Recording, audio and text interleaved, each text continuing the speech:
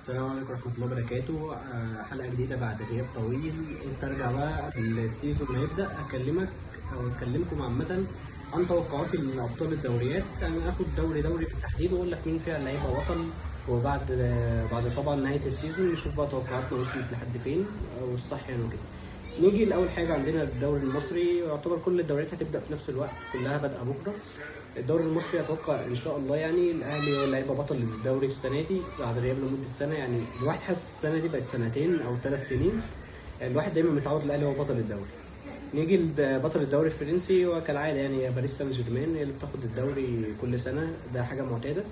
الدوري الاسباني هيبقى فيه منافسه السنه دي بسبب الصفقات والحاجات النوش اللي بتحصل ما بين برشلونه واتلتيكو مدريد والريال. في حته الصفقات اتوقع ان برشلونه باذن الله هتبقى بطل الدوري المره الثالثه على التوالي والمره ال 30 في تاريخها.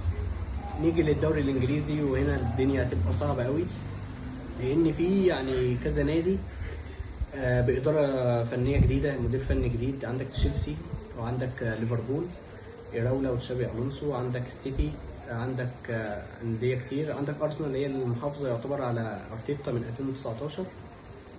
اتوقع الترتيب بتاع الدوري الانجليزي هيبقى كالاتي، يعني حاسس السيتي هتبقى الاول، ارسنال هتبقى تاني، ليفربول تالت، مانشستر يونايتد رابع، تشيلسي خامس، وحاسس هيبقى مركز سادس. حاسه ممكن يبقى توتنهام السنه دي، حاسس هيبقى فيها حاجه احسن من السيزون اللي فات واللي قبله بكتير. نيجي طبعا للدوري الالماني والبايرن كالعاده يعني. بس كده كانت كل توقعاتنا معاكم. السلام عليكم.